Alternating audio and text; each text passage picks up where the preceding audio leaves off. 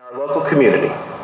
Naaser is deeply involved in the Council of Social Entrepreneurs, which is dedicated to empowering Pacific students to come up with innovative business solutions to society's most chronic and challenging problems like poverty, hunger, and environmental degradation. His leadership positions within the Council of Social Entrepreneurs included Vice President of Communication and President. During his time with the Social Entrepreneurs, he organized the 3rd annual Hunger Banquet, which raised over $1,800 for Second Harvest Food Bank of San Joaquin and Stanislaus counties. He also organized Carrot Mob, a community event that helped a local restaurant raise more than $1,700 to make environmentally sustainable changes. Naaser never forgot how it feels to be a stranger in a strange land. He has been very active with the international student population and is a strong advocate for their success. Yesterday, Naaser was selected as the Elizabeth Griego Outstanding Student Leader Award. After graduation, Naaser will go to Pepperdine for a Master's of Science in Global Business, and he hopes to earn a PhD one day, maybe come back to Pacific and be a professor. Naaser has an obsession with horses, but his ultimate dream is to make enough money to buy his own plane just so he could smoke on it, even though he says he doesn't smoke. So please join me in welcoming our 2015 student speaker, Mr. Naaser Bihzad.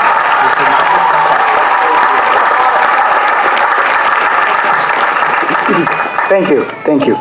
I realize most of you have all sorts of reservations and receptions and parties to go to, but you can't leave until I'm done, so you might as well just listen. Dean Gale, esteemed faculty, honorable guests, graduating class of 2015. Good afternoon and welcome to this year's Eberhard School of Business Diploma and Hooding Ceremony.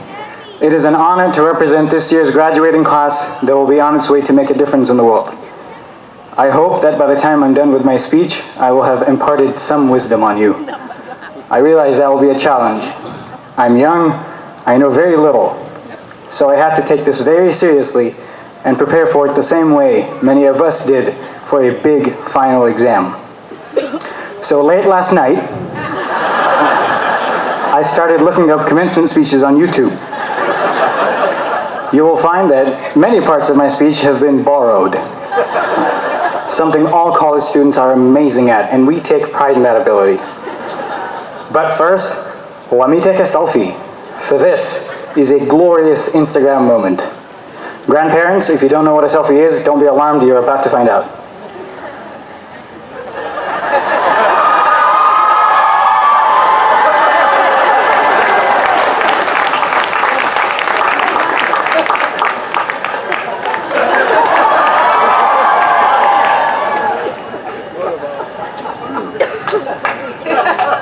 All right, let's do this. Here we go.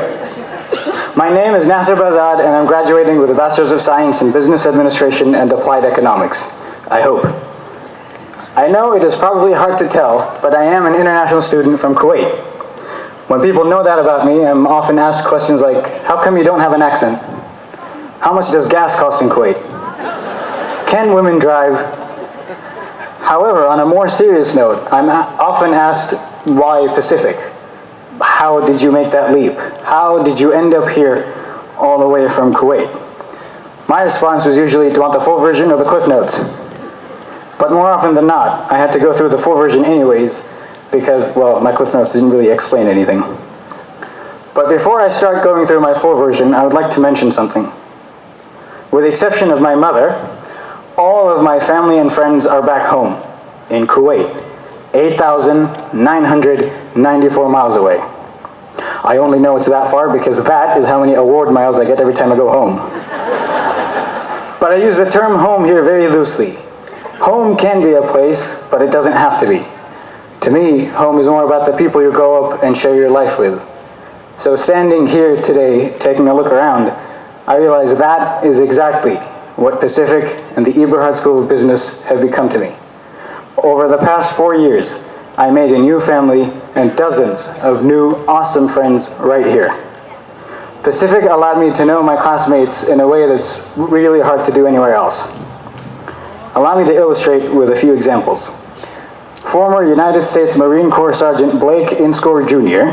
one of my classmates and good friends, has been to Kuwait twice on his way to serve in Iraq and Afghanistan. And by the way, thank you for your service, Sergeant, wherever you are.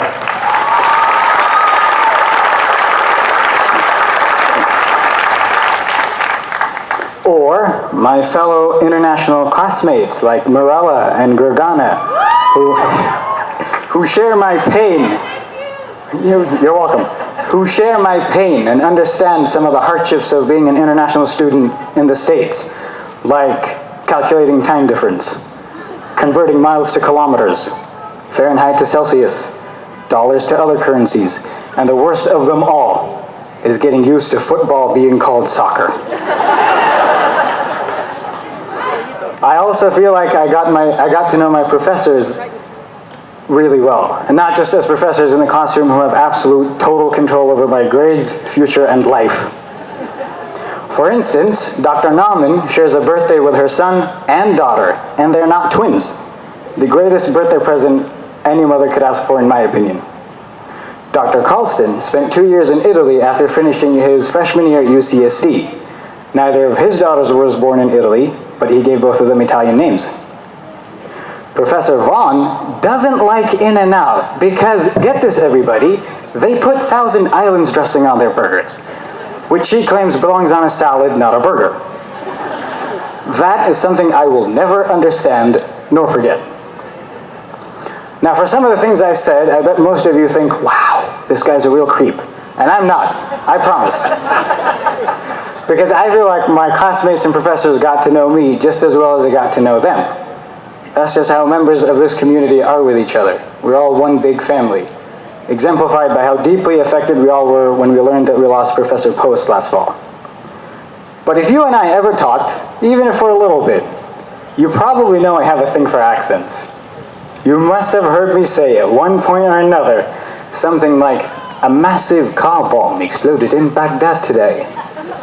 Kyrgyzstan has gone nuclear.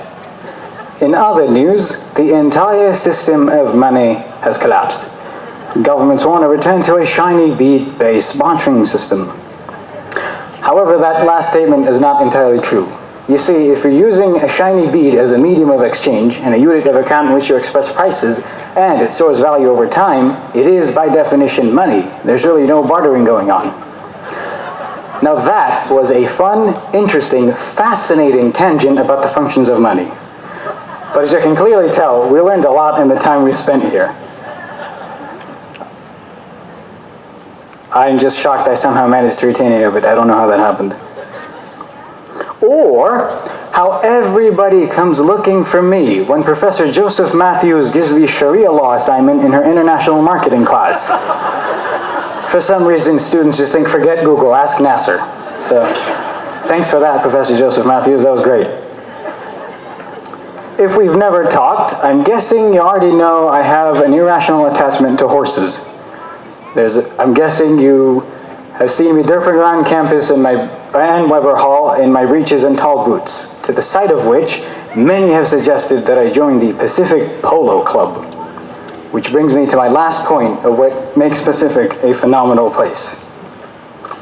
In addition to allowing us to grow as students, Pacific allowed us to grow as individuals outside the normal classroom setting through all the different student clubs and organizations. Whether it was origami, robotics, food, or even Quidditch. No, seriously, even Quidditch. There is something for everyone at Pacific. Just one more thing I believe Pacific excels at. Coming here, I thought I wouldn't fit in. But everybody here, from faculty to students to administration to staff, has repeatedly proved me wrong. Whether it was going to office hours for help, or asking Brian to explain football to me, or asking Lynette for an override, or asking Sandy to help me with my hood. Again, just a little while ago. And by the way, Sandy, you're going to have to show me how to do that again. I already forgot. I'm sorry. But I'm sure each and every one of us has many stories like the ones I shared with you. We probably wouldn't be where we are today if it were not for all of those people. But I think we have spent enough time talking about the past. So graduates, here's something to think about in the very near future when we eventually move back into our parents' garage. Now, we can all go from doing big things to doing even bigger things. Some of us will work for big companies. Some of us will go to graduate school. Some of us will start our own businesses. Some of us have absolutely no idea what we're doing, which is totally fine. And some of us, mostly MBA students, will go to prison for tax dodging. But whatever we each end up doing, and wherever we end up doing it, I am confident that we will all take with us Pacific's education, experiences, integrity, and pride to change the world and make it a better place. I can only imagine all the wonderful things the future holds for each one of us. It's only a matter of going after what we want and making the future start happening now. And if you ever find the time, 20, 30, or even 50 years from now, to stop and wonder what you did with your life or why you did what you did with it, I truly encourage you to try to remember some of those stories. They will give you some pretty good answers, and they will definitely put a smile on your face. And before I end, just for the sake of closure and completeness, I don't have an accent because I was in a private school since the first grade. Gas is 82 cents a gallon in Kuwait, and yes, women can drive. Thank you all very much. Congratulations and good luck.